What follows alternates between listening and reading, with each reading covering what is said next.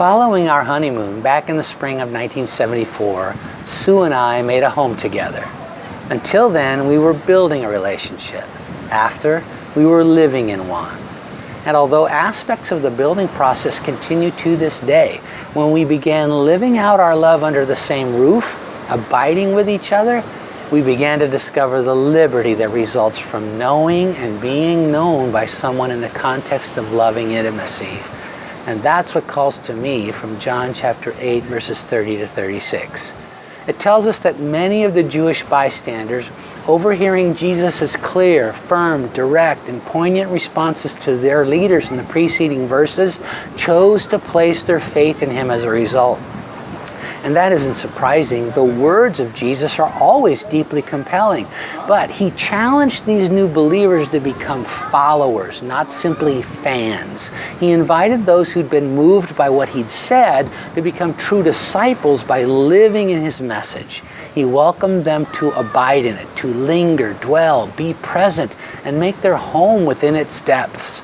And he went on to describe the powerful progression that results. He said that abiding results in knowing, and knowing produces freedom. From its opening verses, John's gospel has revealed Jesus to be the Word of God made flesh, the message of God in person. So abiding in it means much more than intellectually exploring a set of principles or philosophies. It means daily exposing your deepest self to the Lord's influence. And he said that exposure results in a type of knowledge that's far more than just comprehension or understanding. The Greek word translated here as know describes a relationship, and not just with truth in the sense of ideas or concepts.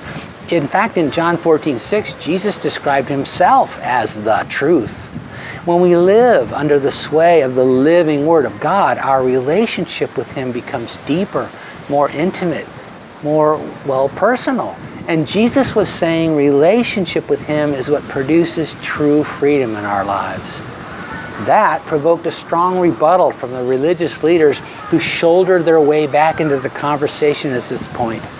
They were offended that Jesus would insinuate they needed to be set free from anything. They claimed that as Abraham's descendants, they had never been in bondage. This is both comic and tragic. It's funny in the sense that they seem to have forgotten about the Jews' long history of various periods of enslavement, including the hundreds of years they were captives in Egypt, not to mention their current status as subjects of Roman authority.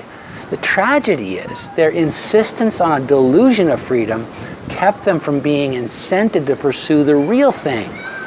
This is all too familiar. For most of us, our pride makes it very difficult to admit we could be bound by anything, even though we are. And the Lord went on to explain how. He said that every time we sin, behave in ways that dishonor God, pollute ourselves, or hurt others, we demonstrate the depth of our bondage.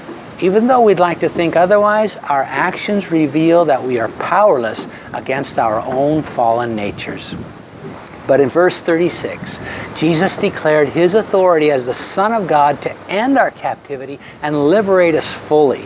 When we walk the path that leads from believing on to abiding in and ultimately to experientially knowing the love of the one who is truth, the dark deceptions that grip us collapse and we experience true release. What lie of Satan and or prideful self-delusion constrains your life and holds you in a cycle of sin you can't seem to escape?